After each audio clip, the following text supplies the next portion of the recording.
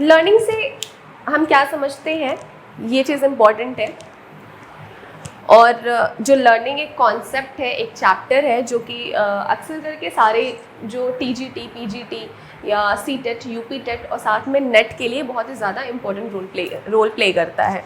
ये सभी एग्ज़ाम्स के लिए इसमें अच्छे खासे इससे क्वेश्चंस ज़रूर आते हैं हमारे पेपर में। तो लर्निंग की जब बात करते हैं, मीन्स सीखना, तो जब हम कोई चीज़ सीखते हैं तो क्या होता है, हमारा जो बिहेवियर है वो मॉडिफाई होता है। जब हम कोई चीज़ लर्न करते हैं तो हमारे बिहेवियर में एक ग्रोथ आता है। हम जब कोई चीज़ सीखते हैं तो हमारे बिहेवियर में एक चेंज आता है। चेंज इन बिहेवियर जो है वही लर्निंग है।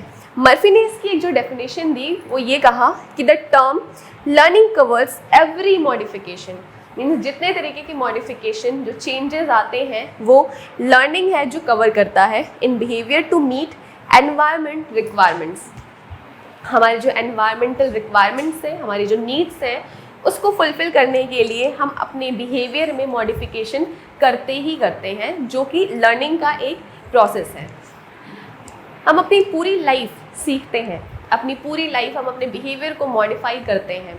आज कुछ सीखा, कल हम कुछ नया सीखते हैं, कुछ और सीखते हैं, कुछ और सीखने की कोशिश करते हैं।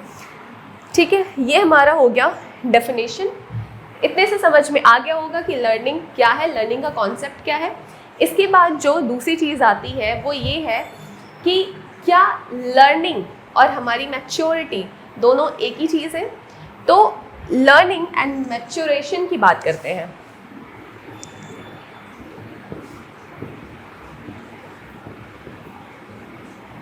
लर्निंग एंड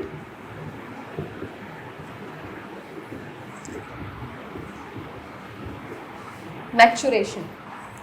जो लर्निंग होता है वो लाइफ टाइम का प्रोसेस होता है, लेकिन जो मैच्योरेशन होता है वो लाइफ टाइम का प्रोसेस नहीं होता है।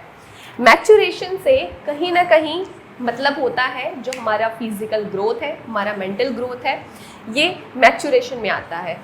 ये यूजी पीजी में भी ये बताया गया है कि ये अंडर ग्रेजुएशन या पोस्ट ग्रेजुएशन की किताबों में आपने पढ़ा होगा कि, और एग्जाम्स में भी आते हैं कि लर्निंग और मैच्योरेशन में क्या डिफरेंस है, क्या अंतर है।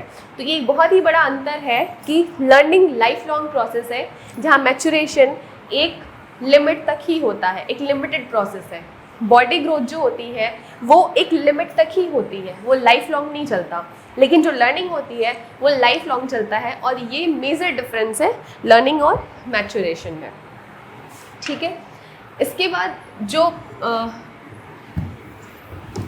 लर्निंग में कुछ प्रोसेस जो होते हैं हमारे बिहेवियर को मॉडिफाई करने के लिए, वो भी इम्पॉर्टेंट होते हैं। लर्निंग में एक हमेशा एक प्रोसेस होता है, एक ऑब्जेक्ट है, एक स्टिमुलस है, उससे प्रोसेस हो करके हमारा जो रिस्पॉन्स है वो चेंज होता है, उसके लिए हमारी फीलिंग्स चेंज होती हैं, हमारी थिंकिंग चेंज होती है।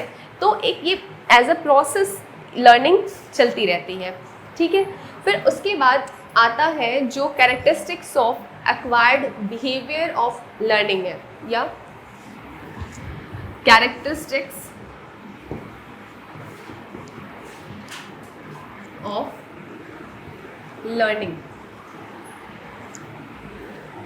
लर्निंग के कुछ कैरेक्टरिस्टिक्स भी होते हैं, जैसे कि जब कोई भी इंडिविजुअल कोई चीज़ सीखता है तो बहुत ही ज़्यादा यूजुअल होता है उसके बिहेवियर में मॉडिफिकेशन आना। अगर वो कोई चीज़ सीखता है तो उसका बिहेवियर चेंज होता है। लर्निंग का गोल ही यही है कि आपके बिहेवियर को चेंज करना, मीन्स चेंज इन बिहेवियर। पहले कैरेक्टरिस्टिक क्या हो गया? चेंज। दूसरा कैरेक्टरिस्टिक है कि जो चेंज है वो परमानेंट है या फिर कुछ टाइम के लिए है। तो लर्निंग कहता है कि जब हमारा बिहेवियर जब मॉडिफाई होता है तो या तो वो परमानेंट हो सकता है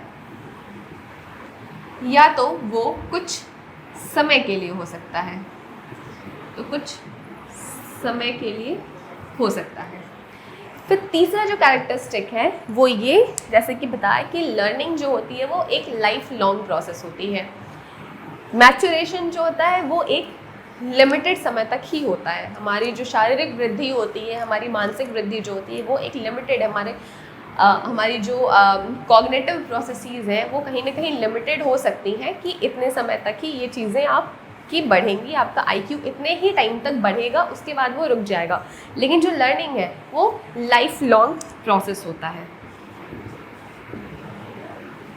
क्या होता है? लाइफ लॉन्ग प्रोसेस होता है। और लर्निंग जो है वो यूनिवर्सल प्रोसेस है। यूनिवर्सल प्रोसेस का सेंस ये है कि लर्निंग हर कल्चर में होता है, हर सोसाइटी में होता है, हर देश में होता है, ये यूनिवर्सल होता है, ये हर जगह होता ही होता है। फिर पांचवा जो लर्निंग का कैरेक्टरिस्टिक है कि लर्निंग हमेशा गोल डायरेक्टेड होती है। लर्निंग अगर हो रही है तो किसी न किसी बिहेवियर को चेंज करने के लिए हो रही है, इसका एक गोल होता है। कोई भी सीखना, कोई भी लर्निंग वो एक गोल के साथ ही बढ़ता है और गोल के साथ ही चलता है। लर्निंग में हमारे कुछ एक्सपीरियंसेस भी ऐड होते हैं, ये चीज़ भी होती है इसमें। और इसके बाद जो आता है लर्निंग जो है वो हमारी एक्टिविटी और हमारे एनवायरनमेंट का प्रोडक्ट भी होता है। उसके बाद आते हैं हम डोमेन ऑफ लर्निंग पे। कैरेक्टरिस्टिक ऑफ लर्निंग हो गया।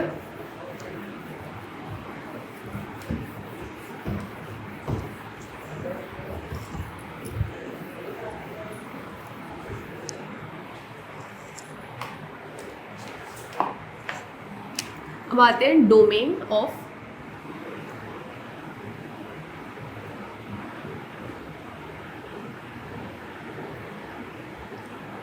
लर्निंग। लर्निंग में 3 तरीके के डोमेन हैं जो कि मनोवैज्ञानिकों ने बताए हैं। पहला है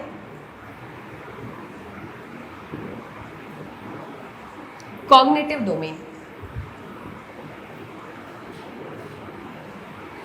ये बहुत बेसिक है कॉग्निटिव डोमेन। इसके आगे 2 और डोमेन्स हैं जो कि बहुत ही बेसिक हैं, बहुत ही इम्पॉर्टेंट है किसी भी एग्ज़ाम के लिए डोमेन ऑफ लर्निंग में।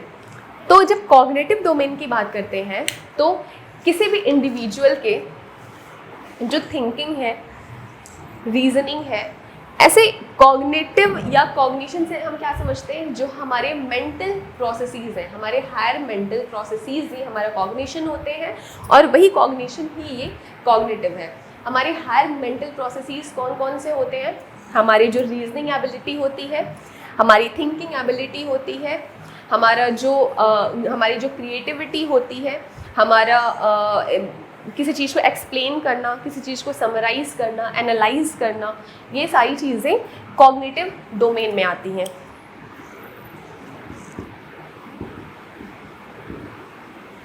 Thinking, reasoning,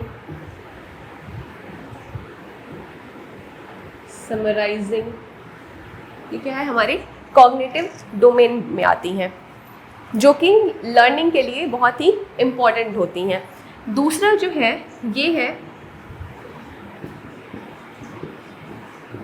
affective domain. ये एक सीरीज में है। पहले कॉग्निटिव डोमेन ही है, क्यों? क्योंकि सबसे पहले जो शुरुआत होती है वो हमारे कॉग्निटिव प्रोसेसेस से ही होती है। उसके बाद हमारा अफेक्टिव डोमेन आता है। क्यों?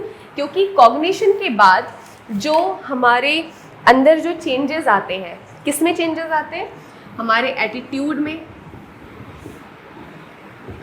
हमारे बिलीफ में, हमारे एटीट्यूड, हमारे बिलीफ्स, या फिर हमारा जो लाइक और डिसलाइक है, कह सकते हैं इसको लाइक या डिसलाइक,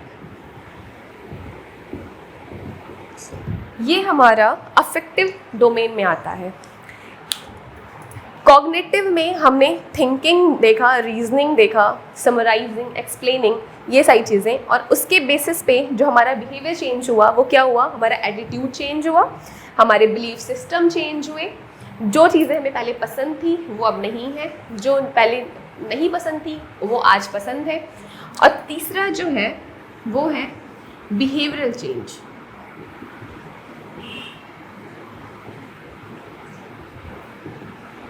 तीसरा है बिहेवियरल चेंज या बिहेवियरल डोमेन। बिहेवियर में क्या आता है, हमारा जब एटीट्यूड चेंज हुआ, हमारे बिलीव्स चेंज हुए, हमारे लाइक डिसलाइक्स चेंज हुई, तो उसके बेसिस पे हमारी एक्टिविटी, हमारा बिहेवियर भी चेंज हुआ। कैसे? हमने सोचा कि हमें ज़रूरत है फिट रहने की, ये चीज़ ऐसे अगर हम एक एग्जांपल के तौर पे देखें, मुझे फिट रहने की ज़रूरत है, मुझे इसके लिए कुछ डिसीज़न लेना चाहिए।